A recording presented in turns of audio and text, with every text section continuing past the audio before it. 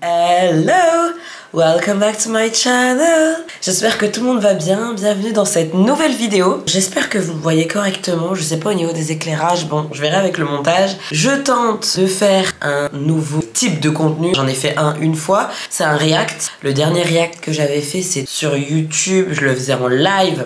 Avec la vidéo de Samzira, c'était un Aja avec Bastos. Depuis ce jour, c'était déjà la dernière fois où, pour les besoins d'une vidéo, j'ai regardé cette émission. Aujourd'hui, un peu dans cette même lancée, je fais un react sur un reportage brut qui m'a été proposé par Mela Traveler. D'ailleurs, je la remercie. Je vous mets son compte à l'écran. Il est très intéressant, n'hésitez pas à la suivre sur les réseaux sociaux. Une femme noire qui parle de voyage et les inquiétudes en tant que femme noire et même couple noir avec son mari. Dans quel pays on peut aller, quelles sont nos expériences. Enfin, il y a plein de choses. En fait, elle est tombée par hasard sur le reportage de Brut. Elle m'a dit je pense que ça va t'intéresser étant donné que la personne qui est mise en valeur dans ce reportage est considérée comme coach, éducateur, on sait pas trop. Les propos de la personne, les actions sont questionnantes. Je lui ai dit de ne pas me spoiler. J'ai mis l'ordi ici. Je ne sais pas si ça va être strike parce que ça vient de Brut. Je sais pas comment les gens font pour faire des reacts sans être strike. En tout cas, je vais essayer. Ça se trouve, ma vidéo, elle verra pas le jour parce que je vais avoir une atteinte pour droit d'auteur par Brut. J'essaye. On verra ce que ça donne. Je suis désolée encore une fois pour la dernière vidéo au niveau des problèmes de visuel. J'espère que celle-ci, ça va aller. Je me suis mise en face de la fenêtre pour essayer d'avoir le plus de lumière possible. C'est pas simple quand t'as pas un bureau. Je peux faire un react. Si je me mets sur mon bureau ici, vous êtes dos à la lumière. Si je me mets ici, vous êtes face à la lumière mais j'ai pas de bureau, je peux pas poser l'ordi. Et si vous êtes là-bas, c'est pareil, vous êtes en contre-jour.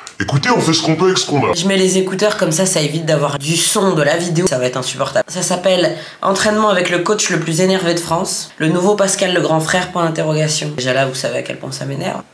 D'ailleurs, si ça vous intéresse, est-ce qu'on ferait pas les reacts de Pascal le grand frère? Tant qu'à faire, parce que c'est vrai que j'y ai déjà pensé, mais je crois que je l'ai jamais fait en direct. Si vous me voyez regarder par là, c'est parce que je regarde l'écran. Hein. Écarte tes bras. Je montre pas tes émotions. C'est maintenant que j'ai besoin de toi. C'est maintenant. Non mais attendez, les 5 premières secondes, il prend un pneu qui jette sur le ventre d'un gamin. Mais enfin, wow. 5 secondes. J'ai des parents qui m'amènent leurs gamins et qui me disent sois sans pitié avec eux. Oh, déjà ça m'énerve. J'ai des parents qui m'amènent leurs gamins et qui disent sois sans pitié avec eux. En tant qu'éducatrice, j'ai des parents qui frappent leurs enfants. C'est pas pour autant qu'il faut suivre cet exemple. Et puis c'est pas ce qu'on apprend aux enfants. S'il y en a un qui te dit de sauter d'une falaise, tu vas le faire. Mais qui est cet homme? Non, je peux pas. Tais-toi, merde. Quoi? C'est vraiment comme à l'époque Pascal le grand frère là. Non, je vous jure. Et voilà, il y a une femme qui dit c'est vraiment comme à l'époque Pascal le grand frère. Bah tiens, je pense que c'est un gamin de minorité Nord-Afrique. Il y a déjà beaucoup trop de choses qui m'énervent, ça fait 22 secondes. Récemment sur Instagram, je suis tombé sur le coach le plus énervé de France. Il a généré des dizaines et des dizaines de millions de vues avec ses vidéos d'exercices jugés violents par de nombreux utilisateurs. Ah, j'ai des frissons. Sous prétexte d'être dans la boxe, on y va physiquement avec les enfants. Il y a combien sur l'Instagram? Il y a 88 400 likes sur une vidéo de cet homme. Vous êtes venu me trouver pour ça. Reste là. Viens là. Qu'est-ce que c'est que ça? Aucune autre issue, le goût de l'effort. Mais pourquoi autant de violence banalisée? C'est horrible, hein. Il jette un pneu sur le ventre des enfants, une barre en plastique, il tape sur le ventre des gamins. Reste là. Ferme ta bouche. T'as besoin que je te frappe pour le faire? Ferme ta bouche. Des fois, j'ai pas le choix d'être agressif. Un animal. Depuis quand dans l'éducation il faut être agressif? Peut-être qu'on part du principe que si l'enfant il a peur de toi, bah il va t'écouter. Ce qui d'ailleurs est faux, hein. C'est littéralement n'importe quoi. Donc là on met en place un système oppressif. Le monsieur en question c'est un homme noir. Si à un moment donné dans la vidéo il commence à nous faire alors moi j'étais éduqué à la dure, je vous jure je vais me barrer de ce bureau. Arrête-toi encore, je te casse la gueule. Courage, courage, courage. Arrête-toi encore et je te casse la gueule. Non mais arrêtez, dites-moi que c'est une hallucination collective, peut-être que c'est un prank. 43 secondes, j'ai déjà envie de partir. Est-ce que vous êtes tombé là-dessus, s'il vous plaît? C'est pas vrai. Oh mon dieu! Oh mon dieu! En plus, il n'y a pas de trigger warning. Il a tellement donné de coups à des enfants et de tapes dans le ventre qu'il y en a 2-3 là. Ils vomissent! Parce que c'est que des garçons pour l'instant. De ce que je vois. Après, peut-être que je fais du... Je mets genre, mais ça a l'air d'être des garçons. Ils sont en train de vomir. Je vais vous passer l'extrait à l'écran parce que c'est immonde. Des jeunes en décrochage scolaire ou addicts à la... Il accompagne des jeunes en décrochage scolaire, addicts à la... Il fait l'éducateur de rue, l'éducateur de quartier, sans diplôme, mais qu'avec la violence. Par contre, j'aime beaucoup la manière dont parle le journaliste. Moi, avant de rencontrer Yo, je fumais au moins 15-20 par jour. Il m'a permis de me cadrer dans ma vie, il m'a permis de me reprendre en main surtout. Le fameux homme qui va justifier son fonctionnement, donc c'est un homme noir. Il était plus strict, Tu vois, sa méthode, franchement, moi, elle m'a aidé. C'était carré, c'était militaire, moi, c'est tout ce qu'il me fallait. C'était militaire, moi c'est tout ce qu'il me fallait. Ça me fait énormément penser au système de redressement mis en place de manière insidieuse par notre gouvernement. Remettre en place le service militaire, les missions garde à vous avec Adrien Laurent, c'est exactement ce concept-là. Il faut être comme ça avec les gamins. Moi j'y crois pas à ça. Et je continuerai de pas y croire. Je ne dis pas qu'il faut pas de règles, de cadres. C'est pas pour autant que tu vas me voir aller insulter des jeunes, leur taper dessus. Mais jamais de la vie. Bon, accessoirement c'est illégal. Mais bon, apparemment, la violence, ça a de la place dans l'éducation. On a des petits plans sur une cité, un HLM, pour montrer qu'il vient d'un quartier populaire. C'est tellement la classique. C'est ici que tu te posais avant, que tu traînais. Ouais, je traînais ici, je me posais ici.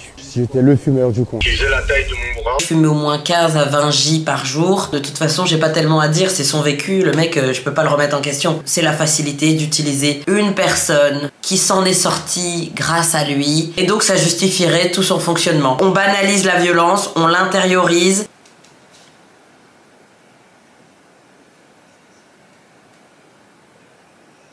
Je connais déjà tout le reportage sans l'avoir vu. J'ai rencontré Yom, j'étais dans une période par rapport à la bagarre justement, on m'avait viré et du coup lui il est venu vers moi. Le jeune en question se nomme Mameri, il a 29 ans. Il est considéré, parce qu'il est écrit en dessous, élève de Yom. Il n'y a pas de guillemets, mais moi je l'aimais. Sous-entendu, c'est un enseignant. Après vous connaissez avec internet, aujourd'hui tout le monde est coach en vie, nutrition. Pour l'instant j'ai entendu aucun diplôme. On continue. Pourquoi tu fais des conneries et tout ça? Viens avec moi, on fait du sport et tout. Moi dans ma tête j'étais le plus fort. Après il m'a ramené à la salle, il m'a ramené au MMA. J'ai vu des gens beaucoup plus forts que moi. Je suis vraiment pas fort du tout. Ça t'a réappris l'humilité, etc. Voilà, c'est exactement ça. À leur niveau, bah déjà, il faut que j'arrête de fumer. Moi, il tourne là pendant 2 heures. Il l'a ramené à la salle, au MMA, puis ça lui a pris l'humilité parce qu'il s'est rendu compte que c'était pas lui le plus fort. Toujours ce rapport de force. Comment on gère la violence, la colère? Par la force. On emmène des gamins qui se pensent forts, se faire bastonner par des gamins plus forts ou des adultes pour dire regarde, tu crois que t'es qui? Parce que c'est sûr que c'est ce qui va se passer. Et moi, au bout de 30 minutes, bah ça y est, j'étais gazé. J'ai commencé à bien diminuer et au final, j'ai arrêté. C'est-à-dire que mon argent, automatiquement, je le gardais. À la place de me retrouver avec 0, je me retrouvais avec 1000 euros. Bah tu calcules, 1000 euros au bout de 2 ans, fait à peu près 20 000 euros. J'ai ouvert un salon de coiffure. Je suis pas en train de dire que c'est pas bien et je suis contente pour lui, sincèrement. Je ne remets absolument pas en question le fait qu'aujourd'hui il ait une meilleure vie, qu'il ait appris de ses erreurs. C'est la manière dont ça a été fait. J'ai un rôle aussi un petit peu d'éducateur parce que j'ai pas mal d'ados. Et on revient au fameux coach qui dit j'ai un rôle un petit peu d'éducateur. Non. Non, non, non, non, on n'a rien à voir avec toi. On en connaît, hein, des éducateurs du dimanche qui sont comme toi, qui arrivent sur les enfants comme si c'était la BAC, comme si c'était les CRS, qui mettent des coups de pompe, des chassés dans les portes, qui les malmènent. Il y en a, hein, des diplômés comme ça. Mais on n'est vraiment pas dans la même cour. Sans vouloir me jeter des fleurs, nous ne sommes pas ensemble. Je suis pas une gardienne de prison. Je suis pas la répression. Je suis pas là pour ajouter un énième traumatisme à des gamins qui vivent bien assez. Ces gens-là se croient légitimes de tout faire avec des enfants sous prétexte de les éduquer. Parce que moi aussi je viens de la rue. Parce que c'est comme ça qu'on apprend. Problème que ça soit avec la scolarité, mais surtout avec le comportement. Problème avec la scolarité. Tu donnes des cours de français, tu les aides sur l'alphabétisation, sur les chiffres, sur l'histoire. À part Pascal le grand frère qui casse des verres, qui casse des... Il se passe quoi d'autre? En fait, tu pourrais les mettre sur un cheval, ça serait la même chose. Je suis très disciplinaire. Une méthodologie à la dure. Ça signifie quoi la dure si ce n'est dans la maltraitance? Comprendre qu'il y a certaines limites à ne pas dépasser. Faire comprendre qu'il y a certaines limites à ne pas dépasser. Parce que tu les dépasses pas, toi. C'est le même fonctionnement que les enseignants qui sont odieux avec des élèves en disant « Oui, mais il faut leur apprendre la vie. Oui, je leur dis qu'ils sont nuls. Oui, je les rabaisse. » Pour moi, c'est le même fonctionnement. Ça n'aide pas les enfants. Ça les traumatise, mais ça ne les aide pas. Je vous dis tout de suite ma théorie. Les personnes comme ça ont plus besoin elles-mêmes d'extérioriser et de balancer leur violence sur des personnes fragiles, des enfants, plutôt que l'inverse. Vous connaissez ces méthodes un peu strictes, on va dire? C'est ce qu'on aime. J'avais demandé ce que vous en pensez, justement. Non, non, c'est justement ce qu'on voulait. C'était parfait pour le caractère de mon fils, en tout cas. Avec les règles, tout ce qui est lié aux règles, etc. En plus de notre éducation, on a trouvé cet équilibre avec Youm. Il y a une maman qui nous explique qu'en plus de leur éducation dans son couple, je suppose, elle a estimé que l'éducation avec Youm, le fameux coach, éducateur, pharmacien, psychologue et assistante sociale du coin, ça fait un équilibre. Youm, il doit faire partie de notre quotidien. Youm, il doit faire partie de notre quotidien. Je trouve ça super aberrant, mais apparemment ça leur va. À voir si ça va aux gamins. Vraiment comme un grand frère, éducateur. C'est un peu comme un grand frère, un éducateur. Un éducateur, c'est pas ton grand frère. Déjà là, il y a un problème. Je pense que vous vous fourvoyez sur le métier d'éducateur et d'éducatrice. Je suis pas dans mes missions là pour être la nouvelle copine, pas du tout. Ce fonctionnement déjà, en termes de limites et de règles, il est pas bon. Est-ce que c'est pas exactement le problème de ce sujet? Les gens qui n'ont pas les mêmes limites, les gens qui ne sont pas en capacité de les poser. Elle préfère faire appel à lui plutôt que, effectivement, un éducateur diplômé, qui ait fait des formations et qui puisse accompagner sa famille. Si tu veux un éducateur, bah appelle un éducateur, ça existe, il y a les AEMO. Il y a tellement aussi une image, et je peux l'entendre, hein, sur les foyers, sur l'accompagnement, que bah, on est prêt à appeler n'importe qui. Il voulait pas venir au cours,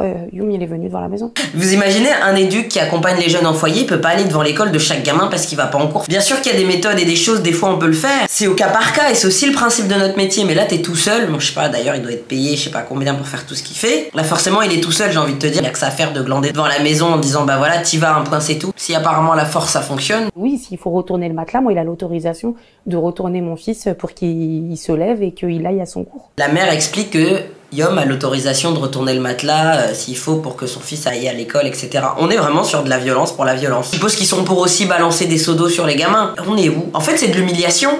Je dis pas que parfois on n'est pas obligé d'aller dans le physique. Il y a plein de circonstances qui font que contenir un enfant, il y a des formations pour ça. Pour moi, on est sur de la maltraitance. Waouh! Et le fait qu'on en parle calmement comme ça. Mais je suis sûre que cette maman, si on lui dit que les claques c'est inadmissible et que c'est hors la loi, elle va dire bah non, moi j'ai été éduquée comme ça, ou la fessée, ou c'est dans notre foyer, on fait ce qu'on veut. Je dis des choses, hein, que ça plaise ou non, mais je vous dis. Il sait que Youm c'est comme ça, c'est pas comme ça.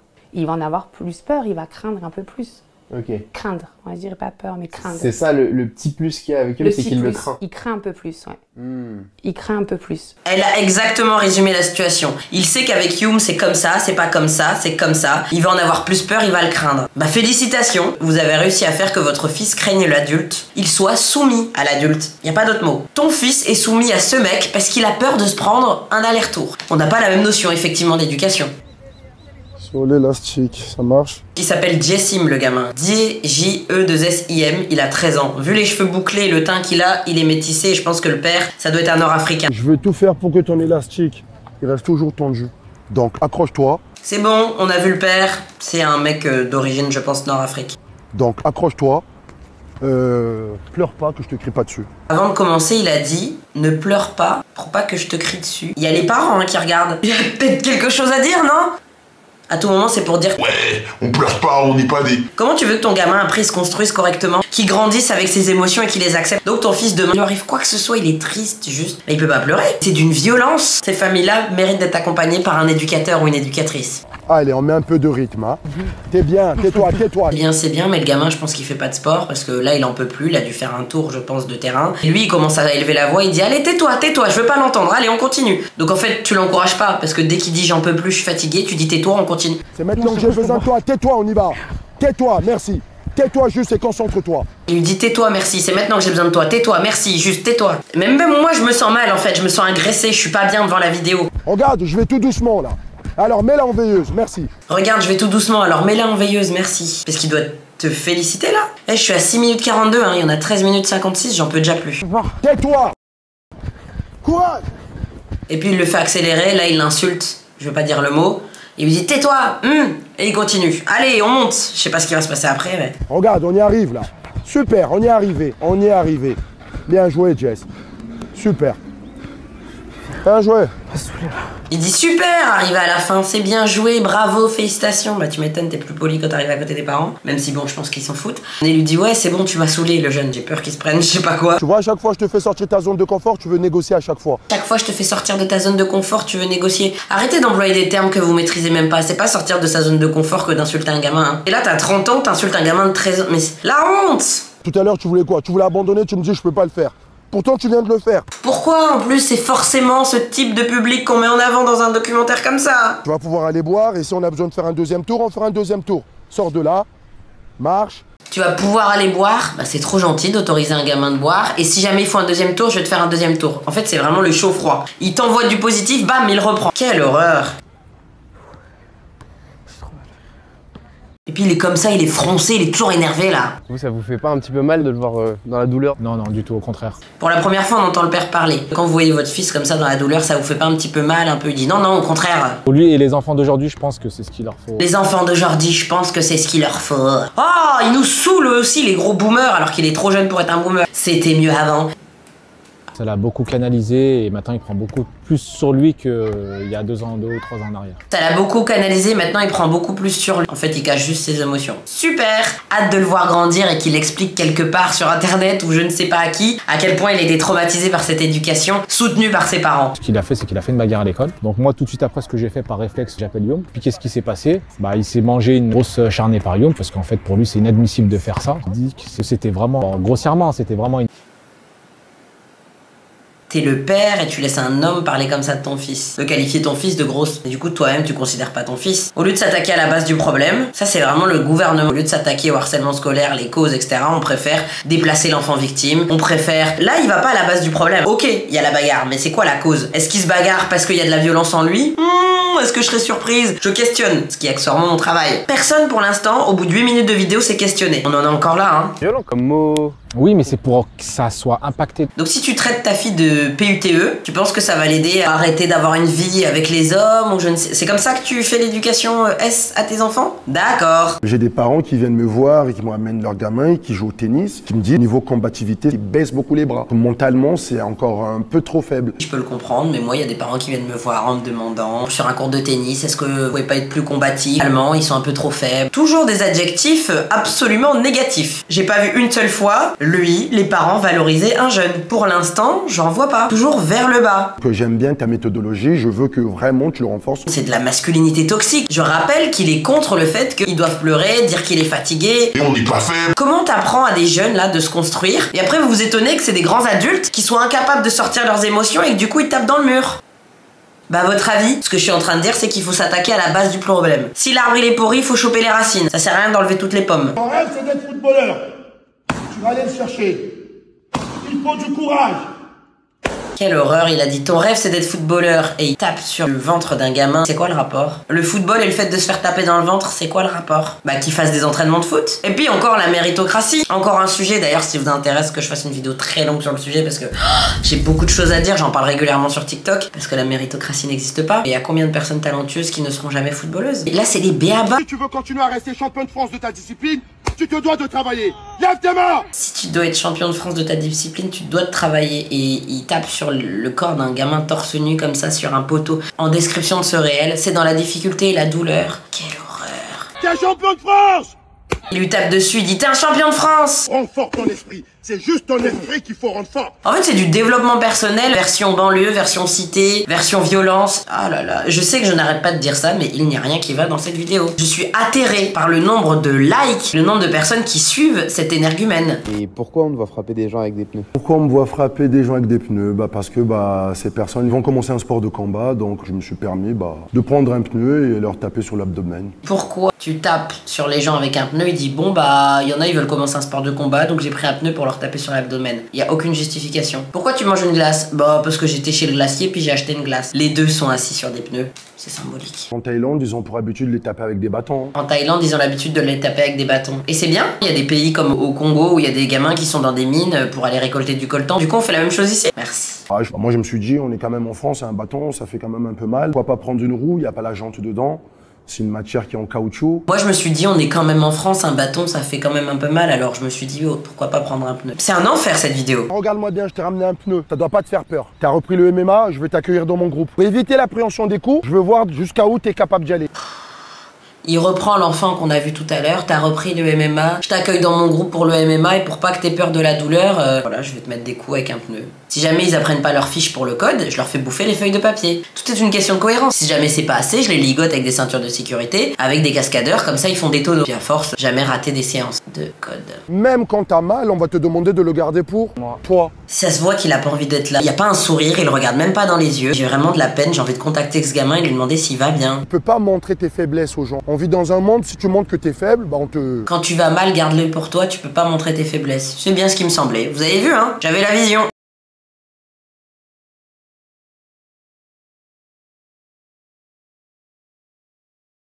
Ça se ressent qu'il pourrait venir sous une de mes vidéos pour dire... T'es encore en train de pleurer en tant que noir. Comme si ne pas en parler, ça allait faire évoluer les choses. Ce genre de personne? Ça doit pas te faire peur. Allez, écarte-moi tes bras. Le pneu, il fait la moitié du poids du gamin. Allez, c'est maintenant que ça se joue. Reste là, bien joué. Reste là-haut, tu montres pas tes émotions. C'est maintenant que j'ai besoin de toi. Le gamin il fait parce qu'il a pas le droit de parler, il a pas le droit de crier, il a pas le droit de pleurer, donc il se mange toutes ses émotions en plus de se manger la douleur du pneu. C'est bien, c'est très éducatif. Allez, t'es venu me trouver pour ça, reste là. Tu bouges pas. Il lui dit t'es venu me trouver pour ça. Je crois pas. Je pense que c'est ses parents qui sont venus te trouver. Je pense pas que c'est lui qui a sonné à ta porte. Et là il a enlevé ses bras parce qu'il doit se tenir en plus comme ça, hein, parce qu'il faudrait quand même pas se protéger. Et il lui dit tu bouges pas, tu remets tes bras. Hey. Là, reste là. Le gamin il est en train de pleurer. Quelle horreur. Là, reste là. Écarte tes bras. Écarte tes bras, tu restes. Le petit il est en train de pleurer et le mec il est là. Il met toutes ses forces. Je parle beaucoup. Si jamais les extraits sont pas dispo, je pourrais pas mettre les images. Quelle horreur. Le petit pleure. Écarte tes bras, ok? Tu m'écartes tes bras et tu me fais confiance. Tu me fais confiance. Tu me fais confiance. Tu me fais confiance. Écarte-moi ses bras, ok? Bien joué. Il met ses bras comme ça et il remet et du coup il est en train de pleurer, il se retient et il lui dit t'arrêtes. Il lui jette le pneu. Il pleure, du coup il enlève sa main comme ça. Mais pauvre petit. Allez, tu viens. Bien joué, c'est bien. Du coup il lui dit à la fin allez tu viens, bien joué. Il lui fait un câlin. Il est horrible cet homme. Et il lui redit encore comme un chien, il lui fait allez montre rien. Il est littéralement en train de pleurer. Pauvre gosse. En fait j'ai besoin d'une attention quoi, de quelqu'un. Le jeune a dit quelque chose de très symbolique. Il dit il sera là pour moi, j'ai besoin d'une attention, j'ai besoin de quelqu'un. Voilà, si vous aviez besoin de pourquoi le jeune agit, il est là. Vous pouvez arrêter, c'est bon, on a la réponse. Ce gamin a besoin d'attention. Encore une fois, le problème il est à la maison. Ce jeune est en train de dire j'ai besoin d'exister, j'ai besoin d'être aimé. Et je pense que les dynamiques familiales ne sont pas favorables pour ceci. Et quand il te prend dans les bras comme ça, il fait souvent ça? Ouais, parce qu'il sait que moi je suis très émotif et du coup c'est pour ça que des fois il me prend dans ses bras. Le journaliste lui demande mais quand il te prend dans les bras, il fait souvent ça. Il dit ouais, mais il dit parce qu'il sait que moi je suis très émotif.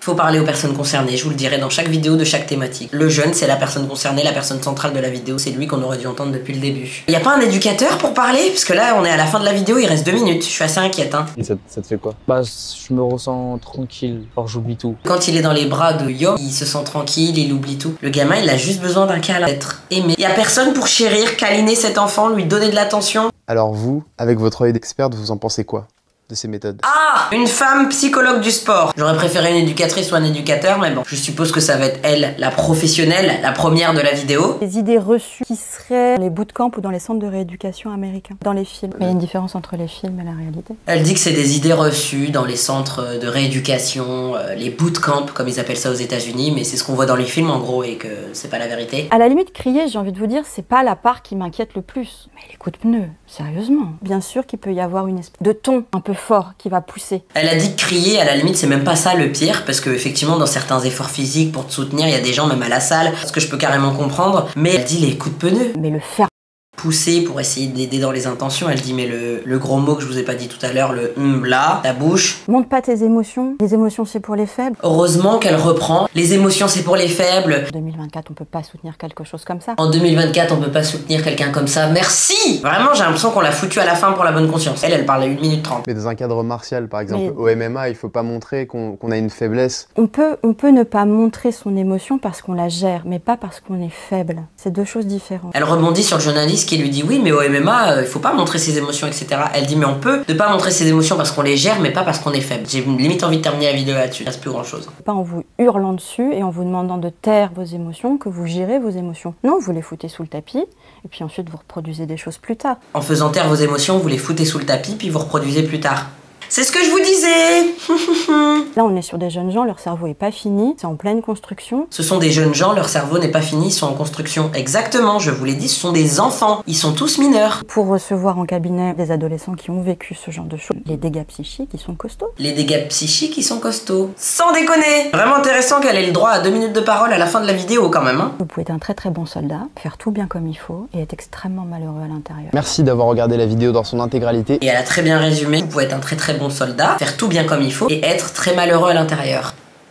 À chaque fois qu'on a un homme dans les faits divers, mais c'était un très bon voisin, oui bah apparemment dans l'intimité, c'était pas quelqu'un qui gérait ses émotions, c'est pas quelqu'un qui gérait ses pulsions. En même temps, qu'est-ce que je vous ai dit? Qui nous dit que ce jeune-là, dans 10 ans, dans 20 ans, qu'est-ce qui va se passer? Quand il aura un coup de sang parce qu'il sait pas gérer ses émotions, parce que là on l'aide pas à les gérer, on l'aide à les enfouir. Déjà on l'aide pas, on lui dit juste, tes émotions, tu les fais taire. C'est exactement les discours des masculinistes. Vous savez ce que c'est les masculinistes? Il y a eu des reportages sur ces gens-là. Quand les masculinistes sont très mal dans leur peau, c'est déjà le cas, mais ça peut aller jusqu'à des incels. Les hommes qui sont par exemple seuls contre leur gré, d'après leur conception, c'est des mecs qui ont agressé des femmes, qui le justifient parce que misère S. En mode j'arrive pas à serrer une femme donc j'ai le droit de l'agresser. C'est que des choses comme ça. Vous allez dire que je vais très loin, mais je vous rappelle que la construction des adultes se fait quand on est enfant. Après, ça donne des années de thérapie. Pour les dernières minutes qui suivent, je vous lis 2-3 commentaires qui me donnent envie de crier. J'ai eu un coach comme ça ado, et franchement, c'est ce qu'il fallait. Chaque caractère a son besoin. Allez, super.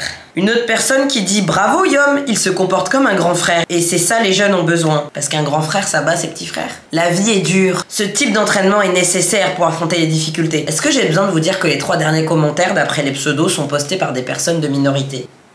N'oubliez pas qu'on reproduit les traumas, on les intériorise et on trouve que c'est normal. Il faut vraiment que vous voyez la différence entre normaliser et banaliser. Si ce comportement-là est banalisé, c'est parce que vous l'avez connu, vous l'avez vécu, il se retrouve dans votre quotidien, dans vos pères, la famille, etc. Il n'y a rien d'exceptionnel, il n'y a rien d'original. C'est pas pour autant que c'est normal. Ce n'est pas normal de battre un enfant, que vous le vouliez ou non. Balancer un pneu sur un gamin, c'est de la violence. Je comprends même pas qu'il n'y ait pas quelqu'un qui a alerté, qui ait porté plainte contre ce monsieur. Pour clôturer la vidéo, je vous fais un petit rappel légal sur le site du service public. Enfant victime de maltraitance. Comment est caractérisée la maltraitance? Des violences physiques ou S? Mort, brûle, étranglement, atteinte, mutilation. Violence psychologique, brimade, menace ou privation volontaire de soins, alimentation, médicaments, hygiène. Toute personne peut faire un signalement. Je vous le rappelle. La peine encourue pour les volontaires sur une victime mineure varie en fonction des éléments. L'âge du mineur, la gravité des faits, la fréquence des faits et la relation entre l'auteur des faits et le mineur. Donc après, il y a plein de types. Si jamais on considère comme involontaire, s'il n'y a pas de lésion, blessure, 150 € d'amende. S'il y a une incapacité totale de travail inférieure ou égale à 3 mois, bon, je suppose que c'est considéré autrement quand c'est des enfants, 1500 € d'amende, 3000 € en cas de récidive. S'il y a une incapacité de plus de 3 mois, 2 ans de prison et 30 000 € d'amende. Si malheureusement ça entraîne le plus grave, 3 ans de prison et 45 000 € d'amende. Je sais que vous pensez que j'abuse, mais je préfère vous le rappeler. Il y a aussi des jeunes qui peuvent me regarder, des gens qui sont presque à la majorité, qui ont 17-18 ans et qui sont sur les réseaux sociaux, ou des gens qui ont un petit peu plus, 19 ans, mais qui restent très jeunes. Vous n'avez pas à subir ce genre de choses sous prétexte que c'est de l'éducation. Et de la même façon que ça vienne de cet homme ou même de votre famille, vos parents, une tante, un oncle, même d'un éducateur ou une éducatrice, vous pouvez toujours porter plainte, vous êtes légitime. C'est pas parce que je suis éducatrice, que c'est mon domaine, que j'ai fait des formations, que j'ai le droit de balancer un pneu sur un gamin. Et j'ose espérer que si ça m'arrive, qu'on porte plainte contre moi, c'est anormal. Et je pense que c'est aussi de notre responsabilité, autant en tant qu'adulte, soit professionnel de ces milieux, soit adulte tout court, d'alerter et de relayer ces informations-là et de ne pas laisser passer. Ce genre d'individu, je le bloque. Je ne veux pas avoir affaire de près ou de loin, d'avoir accès à son information parce que je ne veux pas lui donner des vues, de l'argent et un engouement tel qu'on pourrait le valoriser. C'est inadmissible ce qui se passe et sous prétexte d'une éducation à la dure, on valorise de la maltraitance. Ça passera jamais chez moi. C'est pas parce que vous avez reçu des claques durant votre enfance, des fessées ou quoi que ce soit, que vous avez été bien éduqué et que vous en êtes pas mort, que c'est normal. Je rappelle, vous l'avez banalisé, mais il ne faudra jamais le normaliser. J'espère que cette vidéo vous aura intéressé. Ça change un petit peu de mes formats habituels. Dites-moi si vous voulez que j'en fasse d'autres, encore une fois, sur Pascal le grand frère ou je ne sais quel autre programme. En tout cas, je suis contente. Je m'essaye à d'autres choses et ça me fait plaisir. Merci pour votre soutien, pour la force. Je vous fais plein de gros bisous et n'oubliez pas, nous n'avons qu'un cœur, nous n'avons qu'un corps. Nous allons passer toute notre vie dedans, donc il s'agirait de l'aimer dès maintenant. Je vous fais plein de gros bisous et je vous dis à samedi prochain. Mouah.